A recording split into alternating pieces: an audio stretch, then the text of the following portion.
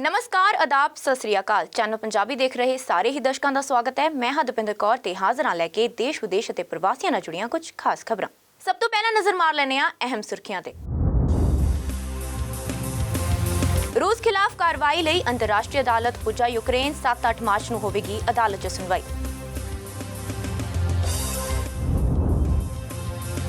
ਕੰਮ ਵਾਲੀ ਥਾਂ ਤੇ ਧੱਕੇ ਖਿਲਾਫ ਕੇਸ ਜਿੱਤ, ਪੰਜਾਬੀ ਵਿਦਿਆਰਥਣ ਨੇ ਲਿਆ ਆਪਣਾ ਹੱਕ। ਓਨਟਾਰੀਓ ਗਿਗ ਵਰਕਰਾਂ ਲਈ $15 ਦੀ ਘੱਟੋ-ਘੱਟ ਵੇਜ ਅਤੇ ਹੋਰ ਕਾਨੂੰਨੀ ਸੁਰੱਖਿਆ ਲਈ ਬਣਾਏਗਾ ਕਾਨੂੰਨ। ਆਸਟ੍ਰੇਲੀਆ 'ਚ ਹੜ੍ਹਾਂ ਦਾ ਕਹਿਰ ਜਾਰੀ, ਹੜ੍ਹ ਪੀੜਤ ਕਿਸਾਨਾਂ ਲਈ ਨਿਊ ਸਾਊਥ ਵੇਲ ਸਰਕਾਰ ਵੱਲੋਂ ਮਦਦ ਦਾ ਐਲਾਨ। ਤੇ ਹੁਣ ਇਹਨਾਂ ਸਰਗਰਮੀਆਂ ਦਾ ਵਿਸਥਾਰ। ਰੂਸ ਦੇ ਰਾਸ਼ਟਰਪਤੀ ਪੁਤਿਨ ਨੇ ਯੂਕਰੇਨ ਨੂੰ ਝੁਕਾਉਣ ਲਈ ਅੜੀ ਚੋਟੀ ਦਾ ਜ਼ੋਰ ਲਾਇਆ ਹੋਇਆ। ਇਸ ਸਭ ਦੇ ਵਿਚਾਲੇ ਰੂਸ ਅਤੇ ਯੂਕਰੇਨ ਵਿਚਾਲੇ ਯੁੱਧ ਦਾ ਮਾਮਲਾ ਹੁਣ ਅੰਤਰਰਾਸ਼ਟਰੀ ਅਦਾਲਤ ICJ ਤੱਕ ਪਹੁੰਚ ਗਿਆ ਹੈ। ਰੂਸ ਅਤੇ ਯੂਕਰੇਨ ਵਿਚਾਲੇ ਯੁੱਧ ਨੂੰ ਲੈ ਕੇ ਅੰਤਰਰਾਸ਼ਟਰੀ ਅਦਾਲਤ 7 ਅਤੇ 8 ਮਾਰਚ ਨੂੰ ਇਸ ਮਾਮਲੇ ਤੇ ਜਨਤਕ ਸੁਣਵਾਈ ਕਰੇਗੀ। ICJ ਦੇ ਬਿਆਨ ਵਿੱਚ ਕਿਹਾ ਗਿਆ ਹੈ ਕਿ ਮੌਜੂਦਾ ਮਹਾਮਾਰੀ ਦੀ ਸਥਿਤੀ ਦੇ ਮੱਦੇਨਜ਼ਰ ਇਹ ਸੁਣਵਾਈ ਹਾਈਬ੍ਰਿਡ ਮੋਡ ਵਿੱਚ ਕੀਤੀ ਜਾਵੇਗੀ। ਸਿਰਫ ਅਦਾਲਤ ਦੇ ਕੁਝ member he great hall of justice ਵਿੱਚ ਵਿਅਕਤੀਗਤ ਰੂਪ ਨਾਲ ਜ਼ੁਬਾਨੀ ਕਾਰਵਾਈ ਵਿੱਚ ਹਾਜ਼ਰ ਹੋਣਗੇ, ਜਦੋਂ ਕਿ ਹੋਰ ਮੈਂਬਰ ਵਰਚੁਅਲ ਤੌਰ ਤੇ ਹਾਜ਼ਰ ਹੋਣਗੇ। ਉਹਨਾਂ ਨੇ ਕਿਹਾ ਕਿ ਰੂਸ ਅਤੇ ਯੂਕਰੇਨ ਦੇ ਨੁਮਾਇੰਦਿਆਂ ਕੋਲ ਦੋਵੇਂ ਵਿਕਲਪ ਹਨ, ਭਾਵੇਂ ਉਹ ਸਰੀਰਕ ਤੌਰ ਤੇ ਮੌਜੂਦਗੀ ਦਰਜ ਕਰਵਾ ਸਕਦੇ ਨੇ ਜਾਂ ਵਰਚੁਅਲ ਰੂਪ ਨਾਲ ਵੀ ਹਾਜ਼ਰ ਹੋ ਸਕਦੇ ਨੇ। ਸੰਯੁਕਤ ਰਾਸ਼ਟਰ ਦੇ ਪ੍ਰਮੁੱਖ ਨਿਆਇਕ ਅੰਗ ਹੋਣ ਦੇ ਨਾਤੇ ਵਿਵਾਦਾਂ ਤੇ ਸ਼ਾਂਤੀਪੂਰਨ ਹੱਲ ਵਿੱਚ ICJ ਦੀ ਮਹੱਤਵਪੂਰਨ ਭੂਮਿਕਾ ਹੈ। ਧਿਆਨ ਦੇਣ ਯੋਗ ਹੈ ਕਿ 26 ਫਰਵਰੀ ਨੂੰ ਯੂਕਰੇਨ ਨੇ ICJ ਵਿੱਚ ਇੱਕ ਅਰਜ਼ੀ ਦਾਇਰ ਕਰਕੇ ਰੂਸ ਦੇ ਖਿਲਾਫ ਕਾਰਵਾਈ ਸ਼ੁਰੂ ਕਰਨ ਦੀ ਬੇਨਤੀ ਕੀਤੀ ਸੀ ਅਤੇ ਅਦਾਲਤ ਨੂੰ ਅਪੀਲ ਕੀਤੀ ਸੀ ਕਿ ਰੂਸ ਨੂੰ ਯੂਕਰੇਨ ਵਿੱਚ ਸਾਰੇ ਫੌਜੀ ਕਾਰਵਾਈਆਂ ਨੂੰ ਤੁਰੰਤ ਬੰਦ ਕਰਨ ਲਈ ਕਿਹਾ ਜਾਵੇ। ਇਸ ਸਮੇਂ ਪੂਰੀ ਦੁਨੀਆ ਦੀ ਨਜ਼ਰਾਂ ਰੂਸ ਦੇ ਰਾਸ਼ਟਰਪਤੀ ਵਲਾਦੀਮੀਰ ਪੁਤਿਨ ਤੇ ਹਨ। ਵਲਾਦੀਮੀਰ ਪੁਤਿਨ ਦੀ ਰੂਸ ਯੂਕਰੇਨ ਯੁੱਧ ਰਾਹੀਂ ਦੁਨੀਆ ਵਿੱਚ ਆਪਣੀ ਤਾਕਤ ਦਾ ਪ੍ਰਗਟਾਵਾ ਕਰ ਰਹੇ ਨੇ। ਵਲਾਦੀਮੀਰ ਪੁਤਿਨ ਪਹਿਲਾਂ ਵੀ ਦੁਨੀਆ ਦੇ ਸਭ ਤੋਂ ਤਾਕਤਵਰ ਲੋਕਾਂ ਵਿੱਚੋਂ ਗਿਣੇ ਜਾਂਦੇ ਰਹੇ ਨੇ। ਰੂਸ ਦੇ ਰਾਸ਼ਟਰਪਤੀ ਵਲਾਦੀਮੀਰ ਪੁਤਿਨ ਨੇ ਯੂਕਰੇਨ ਨੂੰ ਝੁਕਾਉਣ ਲਈ ਅੜੀ ਚੋਟੀ ਦਾ ਜ਼ੋਰ ਲਾਇਆ ਹੋਇਆ ਹੈ। ਆਪਣੀ ਇਸ ਜ਼ਿੱਦ ਅਤੇ ਸੁਭਾਅ ਕਾਰਨ ਪੁਤਿਨ ਦੀਆਂ ਚਰਚਾਵਾਂ ਦੂਰ ਦਰਾਡੇ ਤੱਕ ਹੁੰਦੀਆਂ ਰਹਿੰਦੀਆਂ ਨੇ। ਪੁਤਿਨ ਜੋ ਪਿਛਲੇ 22 ਸਾਲਾਂ ਤੋਂ ਸੁਪਰ ਪਾਵਰ ਵਜੋਂ ਜਾਣੇ ਜਾਂਦੇ ਰੂਸ ਦੀ ਨੁਮਾਇੰਦਗੀ ਕਰ ਰਹੇ ਨੇ, ਮੰਨਿਆ ਜਾਂਦਾ ਹੈ ਕਿ ਉਹਨਾਂ ਦੇ ਸਾਹਮਣੇ ਸੱਤਾ ਵਿੱਚ ਹੋਰ ਕੋਈ ਨਹੀਂ ਟਿਕ ਸਕਦਾ। 90 ਦੇ ਦਹਾਕੇ ਵਿੱਚ ਆਪਣੇ ਸਿਆਸੀ ਸਫ਼ਰ ਦੀ ਸ਼ੁਰੂਆਤ ਕਰਨ ਵਾਲੇ ਪੁਤਿਨ ਨਾਲ ਕਈ ਤਰ੍ਹਾਂ ਦੇ ਵਿਵਾਦ ਵੀ ਜੁੜੇ ਹੋਏ ਨੇ। ਆਓ ਜਾਣਦੇ ਹਾਂ ਪੁਤਿਨ ਦੀ ਸ਼ਖਸੀਅਤ ਅਤੇ ਉਸ ਨਾਲ ਜੁੜੇ ਹੋਏ ਵਿਵਾਦਾਂ ਦੇ ਬਾਰੇ।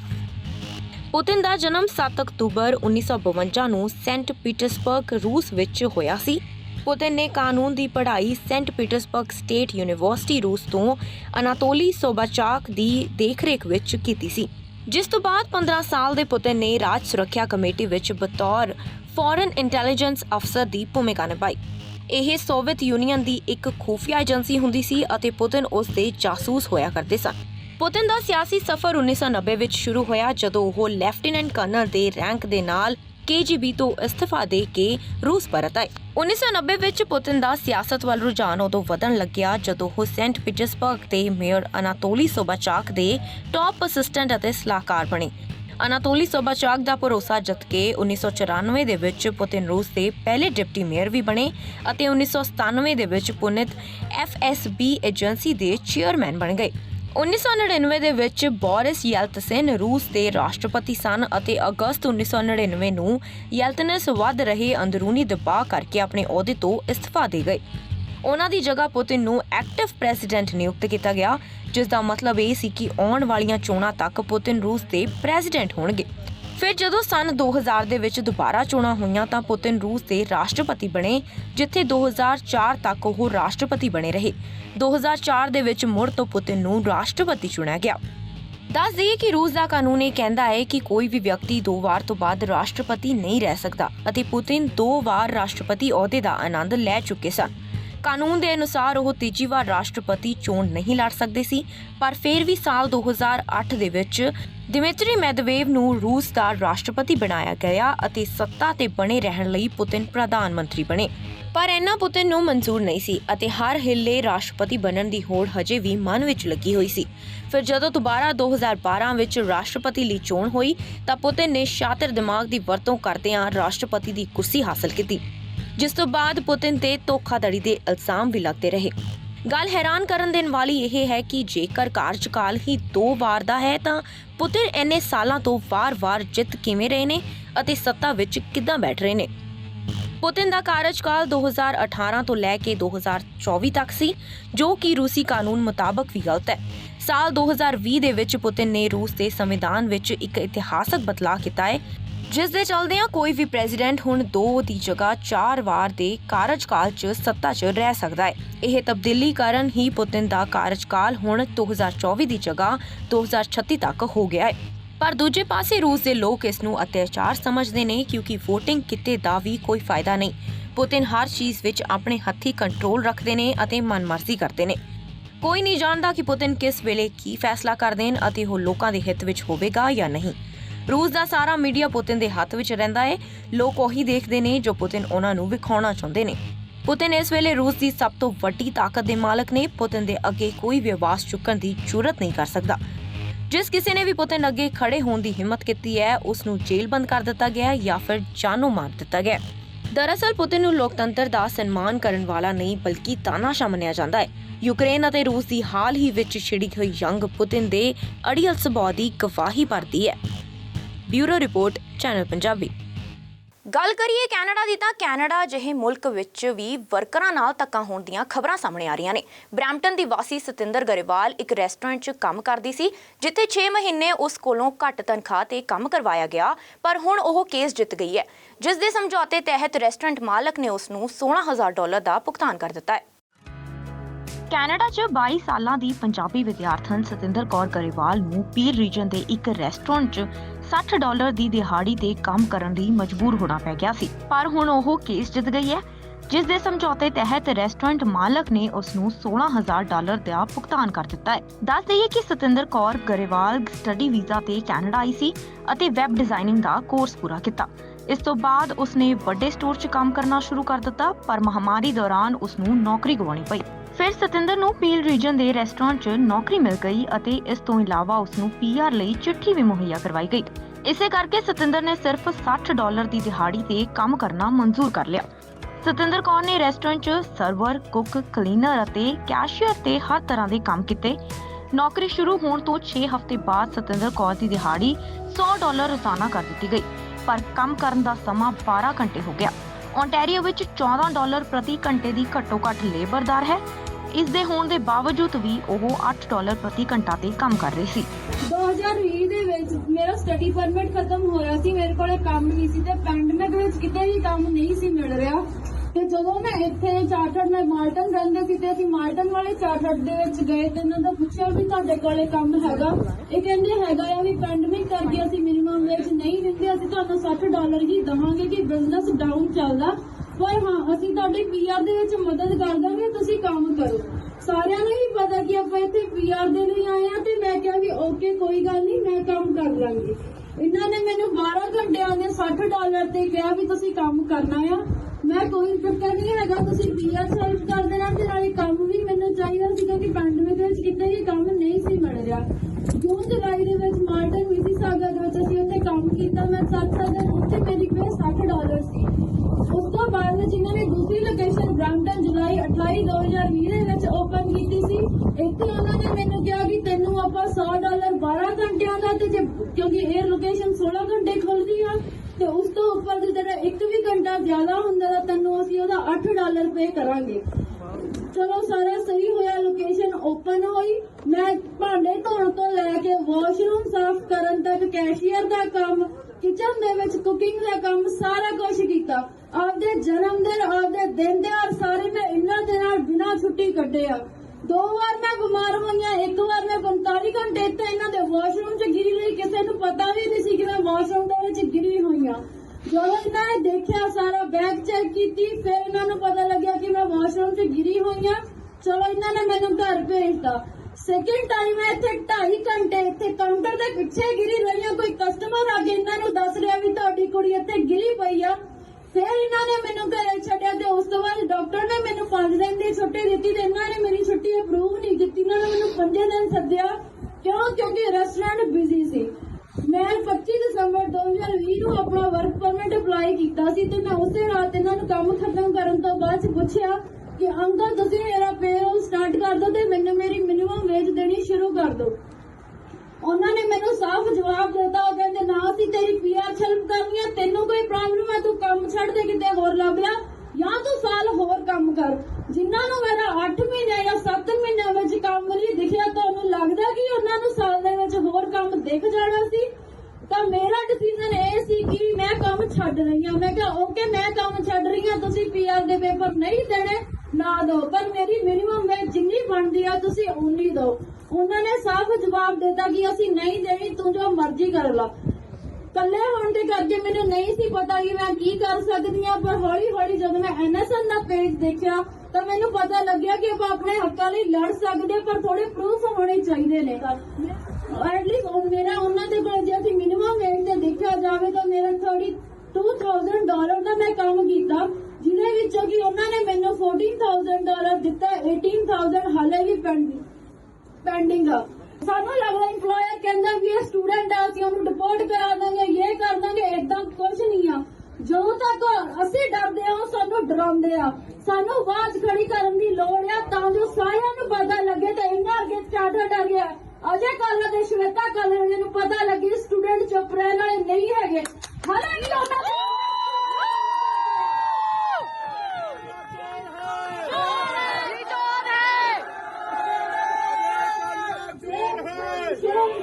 ਉਸ ਤੋਂ ਬਾਅਦ ਜਦੋਂ ਆਪਾਂ ਉਹਨਾਂ ਨੂੰ NSN ਦੇ ਥਰੂ ਲੈਟਰ ਭੇਜੀ ਵੀ ਤੁਸੀਂ ਸਾਨੂੰ ਪੇ ਕਰ ਦੋ, ਨਹੀਂ ਆਪਾਂ ਪ੍ਰੋਟੈਸਟ ਕਰਾਂਗੇ, ਤੁਹਾਨੂੰ ਐਕਸਪੋਜ਼ ਕਰਾਂਗੇ, ਅਸੀਂ ਲੀਗਲ ਐਕਸ਼ਨ ਲਵਾਂਗੇ। ਅੱਗੋਂ ਹਿੰਮਤ ਦੇਖੋ ਅਗਲੇ ਦੀ, ਉਹਨਾਂ ਨੇ ਸਾਨੂੰ ਲਾਇਰ ਦੇ ਥਰੂ ਲੈਟਰ ਭਜਵਾਈ ਕਿ ਜੇ ਤੁਸੀਂ ਏਦਾਂ ਕਰਦੇ ਹੋ ਅਸੀਂ ਤੁਹਾਡੇ ਦਾ ਲੀਗਲ ਐਕਸ਼ਨ ਲਵਾਂਗੇ। ਉਹਨਾਂ ਨੂੰ ਲੱਗਦਾ ਕਿ ਇਹਨਾਂ ਨੇ ਬੈਠਣਾ ਨਹੀਂ ਹੈਗਾ। ਤੇ ਚਲੋ ਉਸ ਤੋਂ ਬਾਅਦ ਆਪਾਂ ਲੇਬਰ ਕੋਰਟ ਦੇ ਵਿੱਚ ਵੀ ਕਲੇਮ ਫਾਈਲ ਕੀਤਾ ਆ, ਹੁਣ ਦੇਖੋ ਉਹਦਾ ਰਿਜ਼ਲਟ ਕੀ ਆਉਂਦਾ ਤੇ ਬਾਕੀ ਦੇਖ ਹੀ ਰਿਹਾ ਵਾ ਵੀ ਜੇ ਉਹ ਗਲਤ ਹੈ ਤੇ ਤਾਈਓ ਸਾਰੇ ਖੜੇ ਹੋ। ਜੇ ਮੈਂ ਗਲਤ ਹੁੰਦੀ ਮੈਨੂੰ ਨਹੀਂ ਸੀ ਲੱਗਦਾ ਤੁਸੀਂ ਇੱਥੇ ਕਿਸੇ ਨੇ ਆਉਣਾ ਵੀ ਸੀਗਾ। ਬਿਲਕੁਲ ਤੇ ਇਸ ਅੱਜ ਦੇ ਪ੍ਰੋਟੈਸਟ ਕਰਨ ਦਾ ਮੇਨ ਸਿੱਟਾ ਇਹੀ ਆ। ਸਾਰੇ ਸਟੂਡੈਂਟ ਆਏ ਮਤਲਬ ਜਿੰਨੇ ਆਪਾਂ ਇੱਥੇ ਖੜੇ ਆ ਸਾਰਿਆਂ ਨੇ ਇਹ ਚੀਜ਼ ਦੇਖੀ ਹੀ ਆ, ਸਾਰਿਆਂ ਦੇ ਕਿਤੇ ਨਾ ਕਿਤੇ ਤਾਂ ਪੈਸੇ ਮਰੇ ਹੀ ਨੇ, ਚਾਹੇ ਇੱਕ ਦਿਨ ਦੀ ਦਿਹਾੜੀ ਮਰੀ ਆ ਚਾਹੇ 4 ਘੰਟਿਆਂ ਦੀ ਮਰੀ ਆ। ਸਾਰੇ ਇੱਕ ਦੂਜੇ ਨੂੰ ਸਤਰਕ ਕਰੋ ਵੀ ਅਗਲੀ ਵਾਰ ਤੋਂ ਤੁਹਾਡੇ ਵੀ ਭੈਣ ਭਰਾ ਫਰੈਂਡਸ ਵਾਈਫ ਹਸਬੈਂਡ ਘਰ ਦੇ ਸਾਰਿਆਂ ਨੇ ਹੋਣਾ, ਕੋਈ ਕਿਸੇ ਦੇ ਪੈਸੇ ਨਾ ਮਾਰ ਸਕੇ ਤੇ ਜੇ ਕੋਈ ਪੈਸੇ ਮਾਰਦਾ ਸਾਰੇ ਏਦਾਂ ਖੜੇ ਰਹੀਏ ਤੇ ਅਗਲੇ ਨੂੰ ਪਤਾ ਲੱਗੇ ਜੋ ਮਰਜ਼ੀ ਹੋ ਜਾਵੇ ਅਸੀਂ ਪਿੱਛੇ ਨਹੀਂ ਹਟਣਾ। ਉਹਨਾਂ ਨੂੰ ਲੱਗਦਾ ਕਿ ਜੇ ਮੈਂ ਕੁੜੀਆਂ ਤੇ ਮੈਂ ਪਿੱਛੇ ਹਟ ਜੂ, ਏਦਾਂ ਦੀ ਕੋਈ ਗੱਲ ਨਹੀਂ।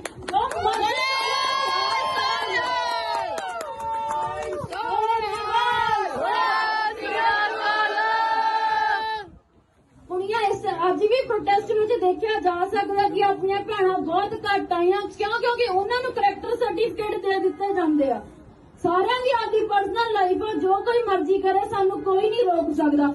ਕੰਮ ਕੀਤਾ ਪੈਸੇ ਲੈਣੇ ਆ ਤੇ ਹੱਕ ਨਾਲ ਲੈਣੇ ਆ, ਜੋ ਮਰਜ਼ੀ ਹੋ ਜਾਵੇ ਬਿਨਾਂ ਪੈਸੇ ਲੈ ਤਾਂ ਮੈਂ ਵੀ ਨਹੀਂ ਜਾਣਾ ਹੈਗਾ।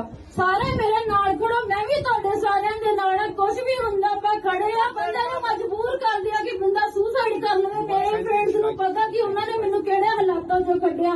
$18,000 ਥੋੜਾ ਨਹੀਂ ਹੈਗਾ, ਮੇਰੇ 7 ਮਹੀਨਿਆਂ ਦੀ ਮਿਹਨਤ ਦੀ ਕਮਾਈ ਆ। ਮੈਂ ਆਪਣੇ ਪੈਸੇ ਨਹੀਂ ਛੱਡਣੇ, ਕੋਈ ਵੀ ਨਾ ਛੱਡੋ ਤੇ ਆਪਣੇ ਭੈਣ ਭਰਾਵਾਂ ਨੂੰ ਦੱਸੋ ਵੀ ਸਾਰੇ ਜੁੜੋ ਤਾਂ ਜੋ ਆਪਾਂ ਇਕੱਠੇ ਹੋ ਕੇ ਲੜੀਏ ਤੇ ਇੰਪਲੋਇਰਾਂ ਨੂੰ ਪਤਾ ਲੱਗੇ ਵੀ ਸਟੂਡੈਂਟ ਇਕੱਲਾ ਨਹੀਂ ਹੈਗਾ, ਉਹ ਸਿਰਫ ਤਾਈਓ ਕਰਦੇ ਆ ਵੀ ਤੁਸੀਂ ਅੱਗੇ ਨਹੀਂ ਆਉਣਾ, ਅੱਗੇ ਆਓ ਤਾਈਓ ਉਹ ਸਾਰੇ ਹਟਣਗੇ, ਤਾਈਓ ਸਰਕਾਰਾਂ ਬਦਲਣਗੀਆਂ। ਉਹਨਾਂ ਨੂੰ ਲੱਗਦਾ ਸਟੂਡੈਂਟ ਅਸੀਂ ਕੁਝ ਵੀ ਕਰ ਸਕਦੇ ਹਾਂ, ਨਹੀਂ ਅਸੀਂ ਸਟੂਡੈਂਟ ਆ, ਕੰਮ ਕਰਦੇ ਹਾਂ, ਅਸੀਂ ਆਪਦੀਆਂ ਫੀਸਾਂ ਭਰਦੇ ਹਾਂ, ਘਰਦਿਆਂ ਤੋਂ ਇੰਨੀ ਦੂਰ ਆ ਕੇ ਰਹਿੰਦੇ ਨਾ ਬੇਵਕੂਫਾਂ ਕਰਕੇ ਕਿ ਉਹ ਸਾਨੂੰ ਦਬਾ ਲੈਣਗੇ, ਕਦੇ ਵੀ ਨਹੀਂ। ਆਪਾਂ ਸਾਰਿਆਂ ਨੇ ਇਕੱਠੇ ਹੀ ਰਹਿਣਾ। ਨੌਜਵਾਨ ਸਪੋਰਟ ਨੈਟਵਰਕ ਨੇ ਸਤਿੰਦਰ ਕੌਰ ਦੀ ਮਦਦ ਕੀਤੀ ਅਤੇ ਓਨਟਾਰੀਓ ਦੇ ਲੇਬਰ ਮੰਤਰਾਲੇ ਕੋਲ ਨਵੰਬਰ 2021 ਵਿੱਚ ਕੇਸ ਦਰਜ ਕਰਵਾਇਆ, ਜਿਸ ਵਿੱਚ ਉਸਨੇ ਦੱਸਿਆ ਕਿ ਉਸਨੇ 2020 ਚ ਜੂਨ ਤੋਂ ਦਸੰਬਰ ਮਹੀਨੇ ਤੱਕ ਟੋਰਾਂਟੋ ਸਥਿਤ ਰੈਸਟੋਰੈਂਟ ਚਾਟ ਹਟ ਵਿੱਚ ਇੱਕ ਕੁੱਕ, ਕਲੀਨਰ ਅਤੇ ਕੈਸ਼ੀਅਰ ਵਜੋਂ ਕੰਮ ਕੀਤਾ ਹੈ। ਓਨਟਾਰੀਓ ਦੀ ਸਰਕਾਰ ਵੱਲੋਂ ਵਰਕਰਸ ਤੇ ਡਰਾਈਵਰਾਂ ਲਈ 2 ਅਹਿਮ ਐਲਾਨ ਕੀਤੇ ਗਏ ਨੇ। ਓਨਟਾਰੀਓ ਦੇ ਪ੍ਰੀਮੀਅਰ ਡਗ ਫੋਰਡ ਨੇ ਲੇਬਰ ਮੰਤਰੀ ਦੇ ਨਾਲ ਇੱਕ ਗਰਾਊਂਡ ਬ੍ਰੇਕਿੰਗ ਕਾਨੂੰਨ ਦੀ ਘੋਸ਼ਣਾ ਕੀਤੀ ਹੈ, ਜਿਸ ਦੇ ਚਲਦਿਆਂ $15 ਘੱਟੋ ਘੱਟ ਵੇਜਸ ਅਤੇ ਨਿਯਮਤ ਤਨਖਾਹ ਦੇ ਦਿਨ ਸਮੇਤ ਗਿਗ ਵਰਕਰਾਂ ਲਈ ਰੋਜ਼ਗਾਰ ਦੇ ਮਿਆਰ ਸਥਾਪਿਤ ਕਰੇਗਾ। ਇਹ ਰਾਈਡਰਸ ਅਤੇ ਡਿਲੀਵਰੀ ਡਰਾਈਵਰਾਂ ਦੇ ਨਾਲ-ਨਾਲ ਹੋਰਾਂ ਨੂੰ ਵੀ ਕਵਰ ਕਰਨ ਦਾ ਪ੍ਰਸਤਾਵ ਕਰਦਾ ਹੈ। ਟੋਰਾਂਟੋ ਦੇ ਘੋਸਟ ਕਿਚਨ ਵਿਖੇ ਪ੍ਰੈਸ ਕਾਨਫਰੰਸ ਕਰਦਿਆਂ ਓਨਟਾਰੀਓ ਦੇ ਪ੍ਰੀਮੀਅਰ ਡਗ ਫੋਰਡ ਨੇ ਕਿਹਾ ਕਿ ਉਹਨਾਂ ਦੀ ਸਰਕਾਰ ਵੱਲੋਂ ਲਗਾਤਾਰ ਮਜ਼ਬੂਤ ਆਰਥਿਕਤਾ ਬਣਾਉਣ ਦੇ ਯਤਨ ਕੀਤੇ ਜਾ ਰਹੇ ਨੇ। ਆਪਣੇ ਬਿਲਡਿੰਗ ਓਨਟਾਰੀਓ ਮੁਹਿੰਮ ਬਾਰੇ ਗੱਲ ਕਰਦਿਆਂ ਪ੍ਰੀਮੀਅਰ ਨੇ ਦੱਸਿਆ ਕਿ ਸਾਡੀ ਸਰਕਾਰ ਵਰਕਰਸ ਲਈ ਕੰਮ ਕਰ ਰਹੀ ਹੈ। ਇਸੇ ਦੇ ਚਲਦਿਆਂ ਸਰਕਾਰ ਨੇ ਡਿਜੀਟਲ ਪਲੇਟਫਾਰਮ ਵਰਕਰਾਂ ਲਈ ਨਵਾਂ ਕਾਨੂੰਨ ਪੇਸ਼ ਕੀਤਾ ਹੈ। ਇਹ ਨਵਾਂ ਕਾਨੂੰਨ ਐਪ ਆਧਾਰਿਤ ਗਿਗ ਵਰਕਰਾਂ ਨੂੰ ਮੂਲ ਅਧਿਕਾਰ ਦੇਵੇਗਾ, ਜਿਸ ਵਿੱਚ $15 ਦੀ ਘੱਟੋ-ਘੱਟ ਵੇਜਸ ਅਤੇ ਟ੍ਰਾਂਸਪੇਰੈਂਸੀ ਸ਼ਾਮਿਲ ਹੈ। We're building Ontario. As we do, our government is working for workers in this province to make sure everyone has a chance to succeed. It doesn't matter if you work in skilled trades, for a big company, a small company, or like a growing number of people, a rideshare app. In Ontario, we aren't leaving any workers behind, absolutely no one. Rideshare app drivers are hardworking women and men striving to make a living in the new economy, the gig economy of digital platform workers. They deserve every opportunity to earn a living and provide for their families. That's why I'm pleased to announce that later today our government is introducing groundbreaking new labor legislation. Legislation that would make Ontario the first province in Canada to establish a minimum wage and other important rights for the digital platform workforce. Those rights include more clarity around hours and pay calculation, protection against dismissal from a digital platform without proper notice or explanation, and the guarantee that any tips or gratuities the workers earns will remain where they belong, in that worker's pocket. Doug Ford ਨੇ ਆਖਿਆ ਕਿ ਪਿਛਲੇ 2 ਸਾਲਾਂ ਵਿੱਚ labour market 'ਚ ਕਾਫੀ ਤਬਦੀਲੀਆਂ ਦੇਖਣ ਨੂੰ ਮਿਲੀਆਂ ਨੇ। ਫੋਰਡ ਨੇ ਇਹ ਵੀ ਕਿਹਾ ਕਿ ਇਸ ਸਮੇਂ 5 ਵਿੱਚੋਂ 1 ਕੈਨੇਡੀਅਨ ਡਿਜੀਟਲ ਪਲੇਟਫਾਰਮ ਨਾਲ ਅੱਗੇ ਵਧ ਰਿਹਾ ਹੈ, ਜੋ ਕਿ ਪੂਰੀ ਆਬਾਦੀ ਦਾ 20% ਹਿੱਸਾ ਹੈ। In the last 2 years, we've seen huge shifts around traditional labor markets, and as we build a resilient economy, our government must keep pace with those changes. We know that the gig economy is one of the fastest growing employment sectors in Ontario, and that as many as 1 in 5 Canadians currently take on work via a digital platform. That's fully 20% of the population. So we're listening directly to them and understanding how we can create the environment to help them thrive. Because government can't create the jobs, but we can create the right conditions and environment for businesses to flourish and jobs to grow. Earlier today, we had a tremendous roundtable discussion with small business owners from all over the province, hardworking entrepreneurs on the leading edge of creating Ontario's economy of tomorrow. And they reaffirmed the need to guarantee for all workers their pay, hours, and benefits. They want fairness and to have their work recognized as it should be. Well, my friends, our government listens to workers and is here to work for them, because protecting our digital platform workforce is more than just making sure that our labor laws stay up to date. It's about achieving our promise to make Ontario the best place anywhere to live, work, and raise a family. ਇਸ ਮੌਕੇ labour minister ਨੇ ਵੀ workers ਨੂੰ ਦਿੱਤੇ ਜਾਣ ਵਾਲੇ benefits ਬਾਰੇ ਜਾਣਕਾਰੀ ਸਾਂਝੀ ਕੀਤੀ ਅਤੇ ਉਹਨਾਂ ਨੇ ਕਿਹਾ ਕਿ ਹਰੇਕ ਕਰਮਚਾਰੀ ਘੱਟੋ-ਘੱਟ ਵੇਜ ਕਮਾਉਣ ਦਾ ਹੱਕਦਾਰ ਹੈ। But what I'm really excited about, we're the first jurisdiction in all of North America that's going to be moving forward with benefits, health benefits and dental benefits for millions of workers across the province that don't have benefits today. And as I said, when we announced this a couple of weeks ago, we'll have a panel that'll start in a couple of weeks, and they're going to report back to the government with the blueprint forward to expand benefits to these workers. It is a challenge, I can tell you, because we'll be the first place in North America to do this, and I expect other jurisdictions across North America to follow Ontario's lead, but we're going to ensure that we have benefits for workers that don't have them today, including gig workers.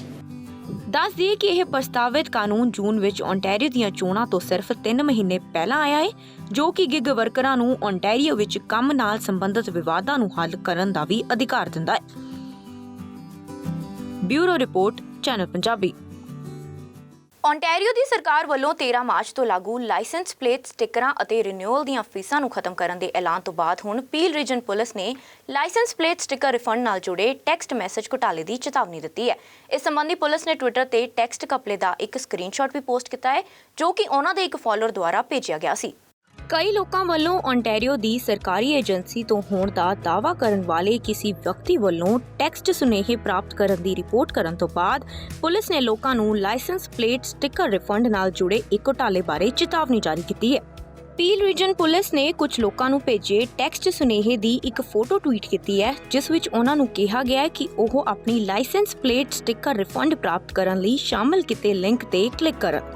ਸੁਨੇਹੇ ਵਿੱਚ ਲਿਖਿਆ ਗਿਆ ਹੈ ਕਿ ਘੁਟਾਲੇ ਕਰਨ ਵਾਲੇ ਨੇ ਆਪਣੀ ਪਛਾਣ ਸਰਵਿਸ ਓਨਟਾਰੀਓ ਦੇ ਕਿਸੇ ਵਿਅਕਤੀ ਵਜੋਂ ਕੀਤੀ ਹੈ। ਪੁਲਿਸ ਨੇ ਵਸਨੀਕਾਂ ਨੂੰ ਯਾਦ ਦਿਵਾਇਆ ਹੈ ਕਿ ਸਰਵਿਸ ਓਨਟਾਰੀਓ ਟੈਕਸਟ ਦੁਆਰਾ ਰਿਫੰਡ ਨਹੀਂ ਭੇਜਦੀ। ਦੱਸ ਦਈਏ ਕਿ ਪਿਛਲੇ ਹਫਤੇ ਪ੍ਰੀਮੀਅਰ ਡਗਫੋਰਡ ਨੇ ਘੋਸ਼ਣਾ ਕੀਤੀ ਕਿ ਓਨਟਾਰੀਓ ਲਾਇਸੈਂਸ ਪਲੇਟ ਰਿਨਿਊ ਕਰਵਾਉਣ ਵਾਲਿਆਂ ਦੀ ਫੀਸ ਅਤੇ ਯਾਤਰੀ ਵਾਹਨਾਂ, ਲਾਈਟ ਡਿਊਟੀ ਟਰੱਕਾਂ, ਮੋਟਰਸਾਈਕਲਾਂ ਅਤੇ ਮੋਪਟਾਂ ਲਈ ਸੰਬੰਧਿਤ ਸਟਿੱਕਰਾਂ ਨੂੰ ਖਤਮ ਕਰ ਰਹੀ ਹੈ, ਜੋ ਕਿ 13 ਮਾਰਚ ਤੋਂ ਲਾਗੂ ਹੋਵੇਗਾ। Saving money for all individuals right across our provinces. It's a great step forward in really putting money back into the pockets of all Ontarians. This is a real historic announcement, giving money back to the people of Ontario. We're the first jurisdiction in North America to get rid of the fees and the license sticker. I just want to tell the people of Ontario, our government's going to continue looking at ways to put money back into your pockets, saving you money, making life more affordable to live and work here and buy a home. That's what our government's all about. ਜ਼ਿਕਰਯੋਗ ਹੈ ਕਿ ਸਰਕਾਰ ਉਹਨਾਂ ਲੋਕਾਂ ਨੂੰ refund ਜਾਰੀ ਕਰੇਗੀ ਜਿਨ੍ਹਾਂ ਨੇ 1 ਮਾਰਚ 2020 ਅਤੇ 12 ਮਾਰਚ 2022 ਦੇ ਵਿਚਕਾਰ ਆਪਣੇ ਲਾਇਸੈਂਸ ਪਲੇਟ ਸਟਿੱਕਰਾਂ ਨੂੰ ਰੀਨਿਊ ਕੀਤਾ ਹੈ। ਸਰਵਿਸ ਓਨਟਾਰੀਓ ਨੇ ਕਿਹਾ ਕਿ ਵਸਨੀਕਾਂ ਨੂੰ ਇਹ ਯਕੀਨੀ ਬਣਾਉਣਾ ਚਾਹੀਦਾ ਹੈ ਕਿ ਉਹਨਾਂ ਦੇ ਡਰਾਈਵਰਸ ਲਾਇਸੈਂਸ ਤੇ ਉਹਨਾਂ ਦਾ ਪਤਾ ਅਪ ਟੂ ਡੇਟ ਹੈ ਅਤੇ ਰਿਫੰਡ ਪ੍ਰਾਪਤ ਕਰਨ ਲਈ 7 ਮਾਰਚ ਤੱਕ ਬਕਾਇਆ ਟ੍ਰੈਫਿਕ ਟਿਕਟਾਂ ਦਾ ਭੁਗਤਾਨ ਕੀਤਾ ਗਿਆ। ਏਜੰਸੀ ਨੇ ਨੋਟ ਕੀਤਾ ਹੈ ਕਿ ਰਿਫੰਡ ਦੀ ਰਕਮ ਇਸ ਗੱਲ ਤੇ ਨਿਰਭਰ ਕਰੇਗੀ ਕਿ ਤੁਸੀਂ ਆਖਰੀ ਵਾਰ ਕਦੋਂ ਰੀਨਿਊ ਕੀਤਾ ਸੀ ਅਤੇ ਤੁਸੀਂ ਕਿੰਨਾ ਭੁਗਤਾਨ ਕਰ ਚੁੱਕੇ ਹੋ। ਸਰਵਿਸ ਓਨਟਾਰੀਓ ਨੇ ਕਿਹਾ ਕਿ ਰਿਫੰਡ ਦੇ ਚੈੱਕ ਮਾਰਚ ਦੇ ਅੰਤ ਤੋਂ ਸ਼ੁਰੂ ਹੋ ਕੇ ਅਪ੍ਰੈਲ ਦੇ ਦੌਰਾਨ ਭੇਜੇ ਜਾਣਗੇ। ਸੂਬੇ ਨੇ ਇਹ ਵੀ ਆਖਿਆ ਕਿ 7.5 ਮਿਲੀਅਨ ਤੋਂ ਵੱਧ ਲੋਕਾਂ ਨੂੰ ਰਿਫੰਡ ਮਿਲੇਗਾ। Bureau report, channel Punjabi. Canada ਦੇ ਪੀਆਰ ਲੈਣ ਜਾਂ ਉੱਥੇ ਜਾਣ ਦੇ ਚਾਹਵਾਨਾਂ ਲਈ ਇਹ ਵੀਡੀਓ ਬਹੁਤ ਹੀ ਜ਼ਰੂਰੀ ਹੈ, ਜਿਸ ਦੀ ਮਦਦ ਨਾਲ ਤੁਸੀਂ ਆਪਣੀ ਅਰਜ਼ੀ ਨੂੰ ਸਹੀ ਢੰਗ ਨਾਲ ਭਰ ਸਕਦੇ ਹੋ ਅਤੇ ਆਮ ਗਲਤੀਆਂ ਤੋਂ ਬਚ ਸਕਦੇ ਹੋ। ਕੈਨੇਡਾ ਦੀ ਨਾਗਰਿਕਤਾ ਲੈਣ ਜਾਂ ਉੱਥੇ ਸੈਟਲ ਹੋਣ ਦੇ ਚਾਹਵਾਨ ਭਾਰਤੀਆਂ ਲਈ ਇਹ ਵੀਡੀਓ ਬਹੁਤ ਜ਼ਰੂਰੀ ਹੈ। ਜੇਕਰ ਤੁਸੀਂ ਵੀ ਕੈਨੇਡਾ ਦੀ ਯਾਤਰਾ ਕਰਨ ਜਾਂ ਆਵਾਸ ਕਰਨ, ਕੈਨੇਡੀਅਨ ਨਾਗਰਿਕਤਾ ਲਈ ਅਰਜ਼ੀ ਦੇਣ, ਸ਼ਰਨਾਰਥੀਆਂ ਨੂੰ ਸਪਾਂਸਰ ਕਰਨ ਜਾਂ ਹੋਰ ਇਮੀਗ੍ਰੇਸ਼ਨ, ਰਿਫਿਊਜੀ ਅਤੇ ਸਿਟੀਜ਼ਨਸ਼ਿਪ ਕੈਨੇਡਾ IRCC ਦੀਆਂ ਅਰਜ਼ੀਆਂ ਨੂੰ ਭਰਨਾ ਚਾਹੁੰਦੇ ਹੋ ਤਾਂ ਇਹ IRCC ਵੱਲੋਂ ਜਾਰੀ ਕੀਤਾ ਗਿਆ ਟਿਊਟੋਰੀਅਲ ਵੀਡੀਓ ਤੁਹਾਨੂੰ ਦੱਸੇਗਾ ਕਿ ਤੁਹਾਡੀ ਅਰਜ਼ੀ ਨੂੰ ਸਹੀ ਢੰਗ ਨਾਲ ਕਿਵੇਂ ਪੂਰਾ ਕਰਨਾ ਹੈ ਅਤੇ ਆਮ ਗਲਤੀਆਂ ਤੋਂ ਬਚਣਾ ਹੈ ਜੋ ਕਿ ਦੇਰੀ ਦਾ ਕਾਰਨ ਬਣ ਸਕਦੀਆਂ ਹਨ। Are you planning to travel or immigrate to Canada, apply for Canadian citizenship, or sponsor a refugee? Are you filling out any other Citizenship and Immigration Canada applications? Excellent. I'm here to help you complete your application correctly and avoid common errors that result in application delays and get you on your way faster.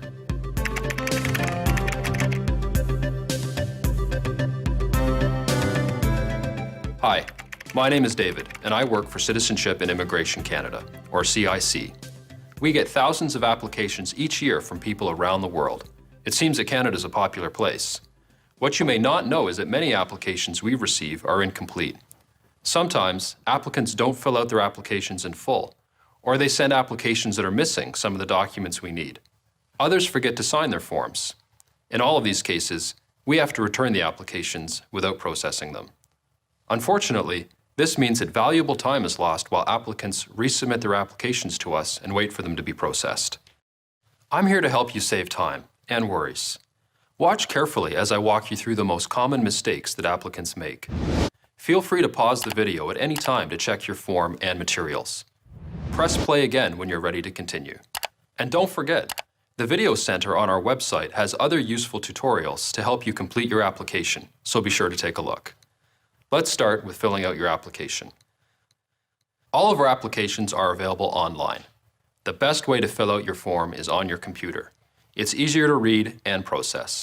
Some forms include a validate button at the top or bottom of the page.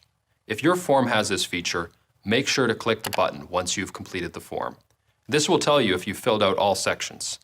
If you haven't, it will highlight incomplete sections of the form in red. When you are working with our online or PDF forms, remember that you can stop and save your work at any time. This makes it easy for you to locate documents or research your answers. You can return to your application later to finish it. Here's a real problem area. Often, we find that people skip questions or leave them blank. Be sure to answer all the questions on your form. Do not leave any empty question boxes or blanks. If the question does not apply to you, simply write NA, meaning not applicable. The lesson here, send us a complete application. Answer all the questions. It is also important to be clear with your answers to avoid confusion during processing. Sometimes, we receive applications that are hard to read or difficult to understand. If CIC staff do not understand or cannot read an answer, the application will be returned. The applicant has to fix the problem and resubmit the forms to us to be processed. Filling out your application on a computer is always the best approach. Answers are easier to read, which makes applications easier to process. Another tip, answer all questions completely. In other words, give us the facts. Sometimes people give vague or irrelevant answers. Try to avoid this by giving us complete and detailed answers. For example, if a question requests your address in Canada, do not simply write Canada. Please provide as complete an address as possible. At minimum, include the name of the town or city and province in Canada. If you're not sure of the exact location, do not leave it blank. Make sure you search for the right answer and include it. Another common problem area is photos. We have very specific photo requirements, and these are clearly outlined in each application kit. They are sometimes different for different applications. We often receive photos that do not meet our specifications. Sometimes they're damaged, or they're not clear, too dark, or have shadows. Unfortunately, we have to return the entire application to you and ask to send new photos when you resubmit your application. Your best approach is to bring the photo specifications in your application package to your photographer. Check the photos when you receive them to make sure that they meet our needs. When you're ready to submit your application, remember to include all supporting documents. This means photos, fee receipts, and supplementary forms. Supporting documents include items such as passports, birth certificates, medical information, financial statements, language test assessments, or sponsors forms. Go through the checklist to see what, if any, supporting documents are needed, and include them with your application. When applying by mail, always send originals, unless the application guide or document checklist says photocopies are acceptable. Another common mistake happens when applicants send us the wrong types of supporting documents. Keep in mind that we do not accept substitutes. If we have asked for a birth certificate, do not send a passport instead. Other identification that lists your complete name and birth date is not always acceptable. Read the questions carefully and go through our checklist to make sure that you are following the proper steps. What do you do if you can no longer obtain an original document, like a birth certificate, that is needed for your application? If you're in this situation, you must provide a statutory declaration or affidavit. To find out when and how to provide a statutory declaration or affidavit, refer to the guide in your application kit. If you cannot provide an original document that is required, tell us why. Do not leave the section blank, and do not write NA. Remember, save time. Send us a complete application so you can get on your way faster. Be sure to provide us with the right number of identification documents. If we have asked for more than one, that means we need more than one for your application to be considered complete. Don't forget to fill out and include any supplementary forms that are required. These are extra forms that you may need to fill out. Check your application guide, locate the right forms, and complete them. Do you have a family, spouse, or dependents, or both? Make sure you provide all the information we need for your entire family. If they're not coming with you to Canada, you must still provide their information as requested on the application. You're almost ready to send your application package to CIC, right? It's time to stop and review everything. Have you included photos, supporting documents, and all required supplementary forms? Don't forget to include the correct fee. Make sure you double-check the amount and include it in full. Sign all documents related to your fees. Do one last review of the document checklist in your application kit. Make sure you have included all the information and materials we require. Remember, It is important to send a complete application to avoid processing delays and get on your way faster. Your application will be returned to you if there are problems or if you are missing information or documents. You will be asked to fix the problems or obtain the correct documents, then resubmit your application to us. This takes time and causes delays. If you need to provide extra information to support your application, you may include a note with your application package. The note should be provided on a separate piece of paper and should include additional details you want to give to CIC. However, do not provide documents that we have not requested. Finally, remember to sign and date your application. We need your signature and the date for your application to be considered complete and valid. Depending on the form you're filling out, you may need to sign in more than one place. Be sure to read the application and guide carefully. You'll find all application guides and checklists on our website at www.immigration.gc.ca/guides. Be sure to use them. If you're like most people, you probably don't like delays. My best advice? Skip the frustrating step of having an incomplete application returned to you. Save time. Send us a complete application. ਦੱਸ ਦਈਏ ਕਿ Canada ਆਰਥਿਕ ਵਿਕਾਸ ਲਈ ਅੰਤਰਰਾਸ਼ਟਰੀ ਪ੍ਰਵਾਸ ਤੇ ਬਹੁਤ ਜ਼ਿਆਦਾ ਨਿਰਭਰ ਕਰਦਾ ਹੈ। ਇਸੇ ਦੇ ਚਲਦਿਆਂ ਸਾਲ 2021 ਵਿੱਚ ਕੈਨੇਡਾ ਨੇ 4,01,000 ਤੋਂ ਵੱਧ ਸਥਾਈ ਵਸਨੀਕਾਂ ਦਾ ਸਵਾਗਤ ਕੀਤਾ ਸੀ, ਜਿਸ ਤੋਂ ਬਾਅਦ 2022 ਵਿੱਚ ਸਰਕਾਰ ਨੇ ਇੱਕ ਵਾਰ ਫੇਰ ਆਪਣਾ ਇਮੀਗ੍ਰੇਸ਼ਨ ਟੀਚਾ ਵਧਾ ਦਿੱਤਾ ਹੈ। ਟਰੂਡੋ ਸਰਕਾਰ ਨੇ 13,29,000 ਨਵੇਂ ਪ੍ਰਵਾਸੀਆਂ ਨੂੰ PR ਦੇਣ ਦਾ ਐਲਾਨ ਕੀਤਾ ਹੈ। Bureau report, channel Punjabi. Canada ਤੋਂ ਅਮਰੀਕਾ ਤੇ ਅਮਰੀਕਾ ਤੋਂ ਕੈਨੇਡਾ 'ਚ ਨਸ਼ੇ ਦੀ ਤਸਕਰੀਆਂ ਦੇ ਮਾਮਲੇ ਬੀਤੇ ਦਹਾਕਿਆਂ ਤੋਂ ਲਗਾਤਾਰ ਚਰਚਾ ਵਿੱਚ ਰਹਿ ਰਹੇ ਨੇ। ਹੁਣ ਨਜ਼ਰ ਮਾਰਦੇ ਹਾਂ ਕੁਝ ਕੈਨੇਡਾ ਅਮਰੀਕਾ ਬਾਰਡਰ ਨਾਲ ਜੁੜੀਆਂ ਕ੍ਰਾਈਮ ਨਿਊਜ਼ ਤੇ। ਅਮਰੀਕਾ ਦੇ ਸੂਬੇ ਨਾਰਥ ਡਕੋਟਾ ਦੇ ਸ਼ਹਿਰ ਕੈਰਿੰਗਟਨ 'ਚ ਇੱਕ ਪੰਜਾਬੀ ਟਰੱਕ ਡਰਾਈਵਰ ਕੋਲੋਂ 290 ਪੌਂਡ ਸ਼ੱਕੀ ਕੋਕੀਨ ਬਰਾਮਦ ਕੀਤੀ ਗਈ, ਜਿਸ ਤੋਂ ਬਾਅਦ ਉਸ ਨੂੰ ਗ੍ਰਿਫਤਾਰ ਕਰ ਲਿਆ ਗਿਆ। ਡਰਾਈਵਰ ਦੀ ਪਛਾਣ 38 ਸਾਲਾ ਨਰਵੀਰ ਸੂਰੀ ਵਜੋਂ ਹੋਈ ਹੈ। ਬਰਾਮਦ ਹੋਈ ਕੋਕੀਨ ਦੀ ਕੀਮਤ $5 ਮਿਲੀਅਨ ਦੱਸੀ ਜਾ ਰਹੀ ਹੈ। ਨਰਵੀਰ ਸੂਰੀ ਕੈਨੇਡਾ ਦੇ ਐਲਬਰਟਾ ਸੂਬੇ ਵਿੱਚ ਪੈਂਦੇ ਸ਼ਹਿਰ ਐਡਮਿੰਟਨ ਦਾ ਵਾਸੀ ਹੈ। ਦੱਸ ਦਈਏ ਕਿ ਇਸ ਕਾਰਵਾਈ ਨੂੰ ਪੁਲਿਸ ਦੀਆਂ ਕਈ ਟੀਮਾਂ ਵੱਲੋਂ ਸਾਂਝੇ ਤੌਰ ਤੇ ਅੰਜਾਮ ਦਿੱਤਾ ਗਿਆ, ਜਿਨ੍ਹਾਂ ਵਿੱਚ Carrington police, North Dakota highway patrol, county ਦੀ task force drug enforcement and administration ਸ਼ਾਮਿਲ ਹੈ। ਇਹਨਾਂ ਦੇ ਸਾਂਝੇ ਯਤਨਾਂ ਸਦਕਾ ਨਰਵੀਰ ਸੂਰੀ ਦੇ ਟਰੱਕ ਦੀ ਤਲਾਸ਼ੀ ਲਿੱਤੀ ਗਈ, ਜਿਸ ਵਿੱਚੋਂ 290 ਪੌਂਡ ਕੋਕੀਨ ਬਰਾਮਦ ਹੋਈ ਹੈ। ਫਿਲਹਾਲ ਨਰਵੀਰ ਸੂਰੀ ਨੂੰ $50,000 ਦੇ ਮੁਚਲਕੇ ਤੇ ਰਿਹਾ ਕਰ ਦਿੱਤਾ ਗਿਆ। ਦੱਸ ਦਈਏ ਕਿ ਇਸ ਤੋਂ ਪਹਿਲਾਂ ਬੀਤੇ 9 ਜਨਵਰੀ ਨੂੰ ਅਮਰੀਕਾ ਦੇ ਇੰਡੀਆਨਾ ਸੂਬੇ ਵਿੱਚ ਪੁਲਿਸ ਨੇ ਪੰਜਾਬੀ ਟਰੱਕ ਡਰਾਈਵਰ 32 ਸਾਲਾ ਵਿਕਰਮ ਸੰਧੂ ਨੂੰ ਗ੍ਰਿਫਤਾਰ ਕਰ ਲਿਆ ਸੀ। ਉਸ ਦੇ ਟਰੱਕ ਵਿੱਚ ਸ਼ੱਕੀ ਕੋਕੀਨ ਬਰਾਮਦ ਹੋਈ, ਜਿਸ ਦਾ ਵਜ਼ਨ 115 ਪੌਂਡ ਦੱਸਿਆ ਗਿਆ। ਵਿਕਰਮ ਸੰਧੂ ਜਦੋਂ ਆਪਣਾ ਟਰੱਕ ਲੈ ਕੇ ਹੌਸਟਨ ਟੈਕਸਸ ਤੋਂ ਇੰਡੀਆਨਾ ਪੁਲਿਸ ਨੂੰ ਜਾ ਰਿਹਾ ਸੀ ਤਾਂ ਉਸ ਦੌਰਾਨ ਪੁਲਿਸ ਨੇ ਉਸ ਨੂੰ ਰੋਡ ਤੇ ਸਾਈਡ ਜਾਂਚ ਲਈ ਇੰਟਰਸੈਕਟ ਹਾਈਵੇ 70 ਦੇ ਮੀਲ ਮਾਰਕਰ ਰੋਡ 41 ਉੱਤੇ ਰੁਕਣ ਦਾ ਇਸ਼ਾਰਾ ਕੀਤਾ। ਛਾਣਬੀਨ ਦੌਰਾਨ ਉਸ ਦੇ ਟਰੱਕ 'ਚ ਬਣੇ ਸੌਣ ਵਾਲੇ ਹਿੱਸੇ 'ਚ ਸ਼ੱਕੀ ਕੋਕੀਨ ਬਰਾਮਦ ਹੋਈ। ਇਸ ਤੋਂ ਪਹਿਲਾਂ 8 ਜੁਲਾਈ 2021 ਨੂੰ ਅਮਰੀਕਾ ਵੱਲੋਂ ਕੈਨੇਡਾ 'ਚ ਦਾਖਲ ਹੋ ਰਹੇ 24 ਸਾਲਾ ਟਰੱਕ ਡਰਾਈਵਰ ਪ੍ਰਦੀਪ ਸਿੰਘ ਨੂੰ ਗ੍ਰਿਫਤਾਰ ਕੀਤਾ ਗਿਆ ਸੀ, ਜਿਸ ਕੋਲੋਂ 1,125 ਕਿਲੋ ਸ਼ੱਕੀ ਕੋਕੀਨ ਬਰਾਮਦ ਹੋਈ। ਕਿਊਬਿਕ ਦੇ ਰਹਿਣ ਵਾਲੇ ਪ੍ਰਦੀਪ ਸਿੰਘ ਨੂੰ ਉਸ ਵੇਲੇ ਗ੍ਰਿਫਤਾਰ ਕੀਤਾ ਗਿਆ ਜਦੋਂ ਉਸ ਦਾ ਟਰੱਕ ਅਮਰੀਕਾ ਤੋਂ ਕੈਨੇਡਾ ਦੇ ਫੋਰਟ ਈਰੀ ਵਿੱਚ ਦਾਖਲ ਹੋਇਆ। ਟਰੱਕ ਨੂੰ ਸੈਕੰਡਰੀ ਜਾਂਚ ਲਈ ਭੇਜਿਆ ਗਿਆ ਤਾਂ ਸਰਹੱਦੀ ਇੰਸਪੈਕਟਰਾਂ ਨੂੰ ਤਕਰੀਬਨ 1,125 ਕਿਲੋ ਕੋਕੀਨ 5 ਬੰਗਾਂ ਦੇ ਅੰਦਰ ਲੁਕੋਈ ਹੋਈ ਮਿਲੀ। ਜ਼ਬਤ ਕੀਤੇ ਗਏ ਨਸ਼ੇ ਦੀ ਮਾਰਕੀਟ 'ਚ ਕੀਮਤ ਲਗਭਗ $14 ਮਿਲੀਅਨ ਹੈ। ਪ੍ਰਦੀਪ ਸਿੰਘ ਨੂੰ ਗ੍ਰਿਫਤਾਰ ਕਰਕੇ ਰਾਇਲ ਕੈਨੇਡੀਅਨ ਮਾਊਂਟੇਨ ਪੁਲਿਸ ਦੇ ਹਵਾਲੇ ਕਰ ਦਿੱਤਾ ਗਿਆ ਸੀ। ਜੂਨ 2021 ਵਿੱਚ ਵੀ ਟੋਰਾਂਟੋ ਖੇਤਰ ਦੇ 9 ਪੰਜਾਬੀ ਲੋਕਾਂ ਨੂੰ ਉਦੋਂ ਗ੍ਰਿਫਤਾਰ ਕੀਤਾ ਗਿਆ ਸੀ ਜਦੋਂ ਪੁਲਿਸ ਅਫਸਰਾਂ ਨੇ 20 ਮੈਂਬਰੀ ਡਰੱਗ ਕਾਰਟੇਲ ਦਾ ਪਰਦਾਫਾਸ਼ ਕੀਤਾ ਅਤੇ ਉਹਨਾਂ ਕੋਲੋਂ $61 ਮਿਲੀਅਨ ਤੋਂ ਵੱਧ ਦੀ ਕੀਮਤ ਦੀ ਡਰੱਗਸ ਬਰਾਮਦ ਹੋਈ। Bureau report, channel Punjabi. Covid ਮਹਾਮਾਰੀ ਨੇ ਪੂਰੀ ਦੁਨੀਆ ਦੀ ਸਿਹਤ ਪ੍ਰਣਾਲੀ ਦੇ ਨਾਲ-ਨਾਲ ਅਰਥਚਾਰੇ ਤੇ ਵੀ ਕਾਫੀ ਅਸਰ ਪਾਇਆ ਹੈ, ਤਾਂ ਜੋ ਦੂਜੀ ओर ਕੁਦਰਤੀ ਆਫਤਾਂ ਨੇ ਵੀ ਆਮ ਜਨਜੀਵਨ ਨੂੰ ਅਸਤ-ਵਿਅਸਤ ਕਰ ਦਿੱਤਾ ਹੈ। ਆਸਟ੍ਰੇਲੀਆ ਦੇ ਉੱਤਰੀ ਨਿਊ ਸਾਊਥ ਵੇਲਜ਼ ਵਿੱਚ ਹੜ੍ਹਾਂ ਦੀ ਸਥਿਤੀ ਬਹੁਤ ਹੀ ਭਿਆਨਕ ਬਣਦੀ ਜਾ ਰਹੀ ਹੈ। ਉਤੋਂ ਹੋਰ ਬਾਰਿਸ਼ ਦੀ ਚੇਤਾਵਨੀਆਂ ਨੇ ਲੋਕਾਂ ਦੇ ਮਨਾਂ ਅੰਦਰ ਬਹੁਤ ਜ਼ਿਆਦਾ ਡਰ ਪੈਦਾ ਕੀਤਾ ਹੋਇਆ ਹੈ। ਵੈਸੇ ਤਾਂ ਲੋਕ ਪਹਿਲਾਂ ਹੀ ਪਰੇਸ਼ਾਨ ਸੀ ਕਿਉਂਕਿ ਬਹੁਤ ਸਾਰੇ ਲੋਕਾਂ ਦਾ ਸਭ ਕੁਝ ਇਹਨਾਂ ਹੜ੍ਹਾਂ ਦੇ ਵਿੱਚ ਤਬਾਹ ਹੋ ਗਿਆ ਸੀ।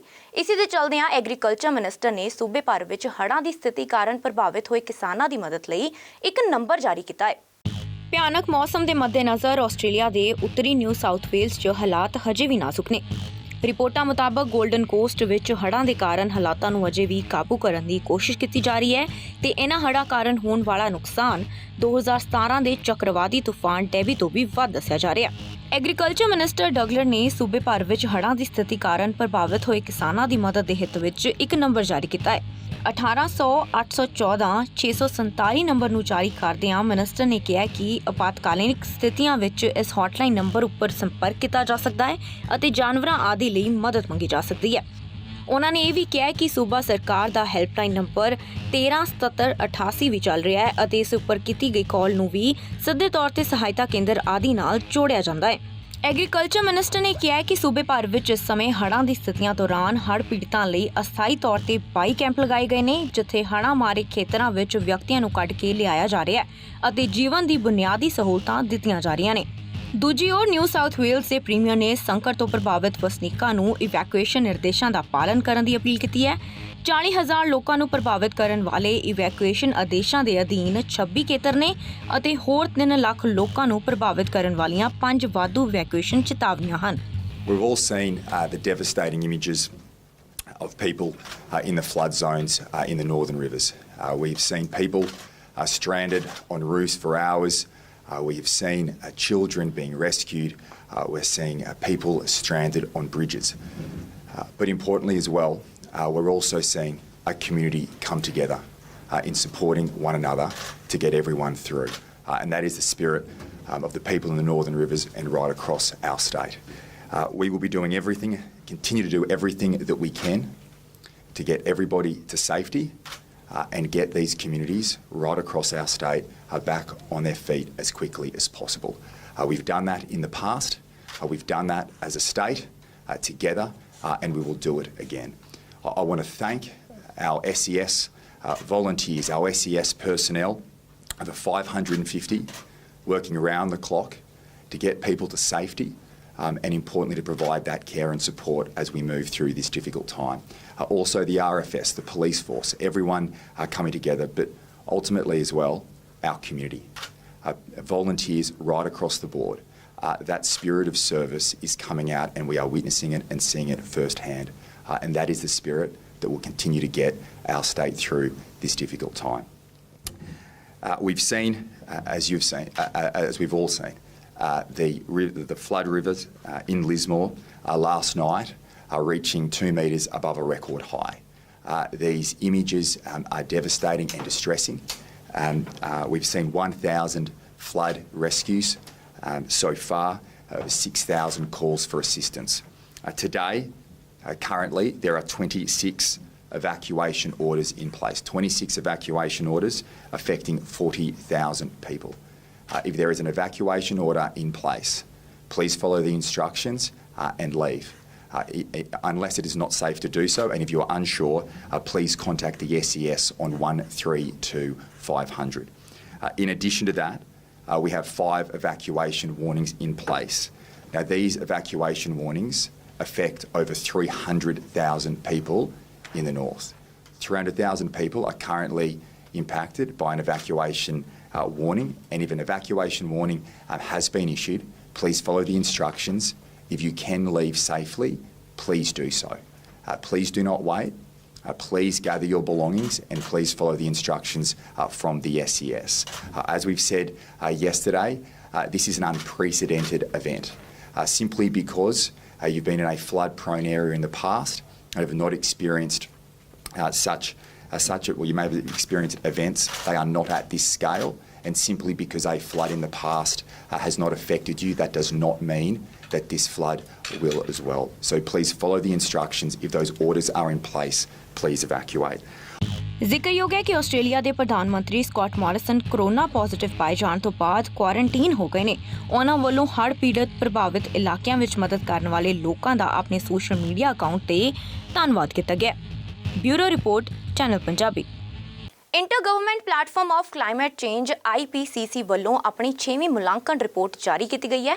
ਇਸ ਵਿੱਚ ਜਲਵਾਯੂ ਪਰਿਵਰਤਨ ਦੇ ਪ੍ਰਭਾਵਾਂ, ਜੋਖਮਾਂ ਅਤੇ ਕਮਜ਼ੋਰੀਆਂ ਬਾਰੇ ਗੱਲ ਕੀਤੀ ਗਈ ਹੈ ਅਤੇ ਕੈਨੇਡਾ 'ਚ ਗਲੋਬਲ ਵਾਰਮਿੰਗ ਦੇ ਪ੍ਰਭਾਵ ਸੰਬੰਧੀ ਚੇਤਾਵਨੀ ਵੀ ਦਿੱਤੀਆਂ ਗਈਆਂ ਨੇ।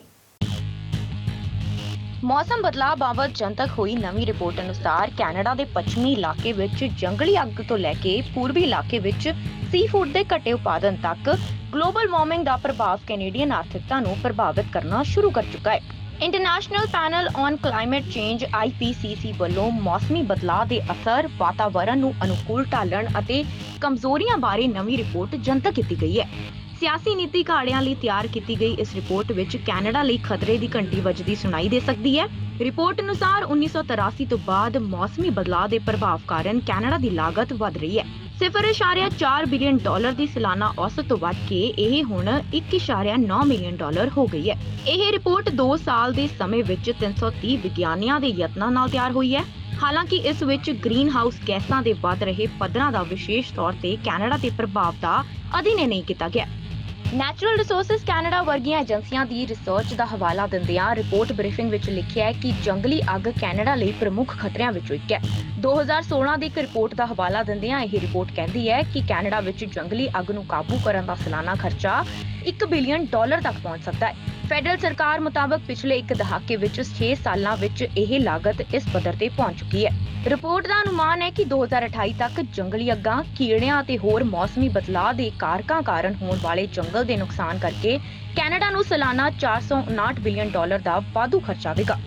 ਮੌਸਮੀ ਬਦਲਾਅ ਦੇ ਨੋਵਾ ਸਕੋਸ਼ੀਆ ਦੇ ਕੰਢੇ ਨਾਲ ਲੱਗਦੇ ਸਮੁੰਦਰੀ ਜਨਜੀਵਨ ਨੂੰ ਤਕਰੀਬਨ ਨਸ਼ਟ ਕਰ ਦਿੱਤਾ ਹੈ। ਇਹ ਇਲਾਕਾ ਮੱਛੀਆਂ ਦੀ ਸੰਘਣੀ ਆਬਾਦੀ ਦਾ ਇਲਾਕਾ ਹੁੰਦਾ ਸੀ। ਜੇਕਰ ਨਿਕਾਸੀਆਂ ਵਿੱਚ ਲਗਾਤਾਰ ਵਾਧਾ ਹੁੰਦਾ ਹੈ ਤਾਂ ਕੇਕੜਿਆਂ ਦੀ ਉਪਲਬਧਤਾ ਵਿੱਚ 16% ਅਤੇ ਸ਼ੈਲਫਿਸ਼ ਅਤੇ ਝੀਂਗਿਆਂ ਵਿੱਚ 50% ਤੋਂ ਵੱਧ ਦੀ ਕਮੀ ਹੋ ਸਕਦੀ ਹੈ। ਰਿਪੋਰਟ ਅਨੁਸਾਰ ਕੈਨੇਡਾ ਵਿੱਚ ਸੋਕੇ ਦੇ ਅਸਰ ਪੈਦਾ ਹੋ ਸਕਦੇ ਹਨ। ਭਾਵੇਂ ਕਿ ਨਿੱਕੇ ਤਾਪਮਾਨ ਕਾਰਨ ਕਿਸਾਨਾਂ ਲਈ ਖੇਤੀ ਅਨੁਕੂਲ ਮੌਸਮ ਲੰਬਾ ਹੋ ਸਕਦਾ ਹੈ, ਪਰ ਇਸ ਦਾ ਕੋਈ ਖਾਸ ਲਾਭ ਨਹੀਂ ਹੋਵੇਗਾ। ਰਿਪੋਰਟ ਦੀ ਬਰੀਫਿੰਗ ਦਸਤਾਵੇਜ਼ ਅਨੁਸਾਰ 2050 ਤੱਕ Manitoba, Saskatchewan, Ontario, British Columbia, Yukon ਅਤੇ ਨਾਰਥ ਵੈਸਟ ਟੈਰੀਟਰੀਜ਼ ਦੇ ਕੁਝ ਹਿੱਸਿਆਂ ਵਿੱਚ ਪਾਣੀ ਦੀ ਕਿੱਲਤ ਹੋ ਜਾਵੇਗੀ। ਇਸ ਰਿਪੋਰਟ ਵਿੱਚ ਕਿਹਾ ਗਿਆ ਹੈ ਕਿ ਮੌਸਮੀ ਬਦਲਾਅ ਕੈਨੇਡਾ ਦੇ ਉੱਤਰੀ ਹਿੱਸੇ ਵਿੱਚ ਵੀ ਨੁਕਸਾਨ ਪਹੁੰਚਾਵੇਗਾ। ਜੰਮੇ ਹੋਏ ਇਲਾਕਿਆਂ ਵਿੱਚ ਬਰਫ਼ ਪਿਘਲਣ ਨਾਲ ਬੁਨਿਆਦੀ ਢਾਂਚੇ ਅਤੇ ਆਵਾਜਾਈ ਦੇ ਨੈਟਵਰਕ ਨੂੰ ਨੁਕਸਾਨ ਪਹੁੰਚੇਗਾ। ਮੈਨੀਟੋਬਾ ਵਿੱਚ ਚਰਚਿਲ ਨੂੰ ਜਾਂਦੀ ਰੇਲ ਲਾਈਨ ਨਾਲ ਅਜਿਹਾ ਵੀ ਹੋ ਸਕਦਾ ਹੈ। ਬਾਕੀ ਦੁਨੀਆ ਤੇ ਪੈ ਰਹੇ ਕਲਾਈਮੇਟ ਚੇਂਜ ਦੇ ਪ੍ਰਭਾਵ ਤੋਂ ਕੈਨੇਡਾ ਵੀ ਮੁਕਤ ਨਹੀਂ ਰਹੇਗਾ। ਐਕਸਟ੍ਰੀਮ ਵੈਦਰ ਕਾਰਨ ਅੰਤਰਰਾਸ਼ਟਰੀ ਸਪਲਾਈ ਚੇਨਾਂ, ਬਾਜ਼ਾਰ ਅਤੇ ਵਪਾਰ ਪ੍ਰਭਾਵਿਤ ਹੋਣਗੇ, ਜਿਸ ਕਾਰਨ ਕੈਨੇਡਾ ਵਿੱਚ ਵਸਤਾਂ ਦੀ ਘਾਟ ਹੋਵੇਗੀ। ਇਹ ਵਰਤਾਰਾ ਕੈਨੇਡਾ ਵਿੱਚ ਵਸਤਾਂ ਦੀ ਕੀਮਤਾਂ ਵਿੱਚ ਵਾਧਾ ਕਰੇਗਾ ਅਤੇ ਕੈਨੇਡਾ ਦੇ ਐਕਸਪੋਰਟ ਨੂੰ ਢਾਹ ਲੱਗੇਗੀ। Bureau report, channel Punjabi. ਅੱਜ ਦੇ ਇਸ ਬੁਲਟਨ 'ਚ ਬਸ ਇੰਨਾ ਹੀ। ਨਵੀਆਂ ਤੇ ਤਾਜ਼ਾ ਖਬਰਾਂ ਲੈ ਕੇ ਫਿਰ ਤੋਂ ਹਾਜ਼ਰ ਹੋਵਾਂਗੇ। ਹੁਣ ਮੈਨੂੰ ਦਿਓ ਇਜਾਜ਼ਤ। ਧੰਨਵਾਦ। ਸਾਡਾ ਹਰ ਇੱਕ ਪ੍ਰੋਗਰਾਮ ਦੇਖਣ ਤੇ ਸਾਡੇ ਨਾਲ ਜੁੜਨ ਲਈ ਸਬਸਕ੍ਰਾਈਬ ਕਰੋ ਚੈਨਲ ਪੰਜਾਬੀ ਤੇ ਨੋਟੀਫਿਕੇਸ਼ਨ ਲਈ ਬੈਲ ਆਈਕਨ ਵਾਲੇ ਬਟਨ ਤੇ ਕਲਿੱਕ ਕਰੋ।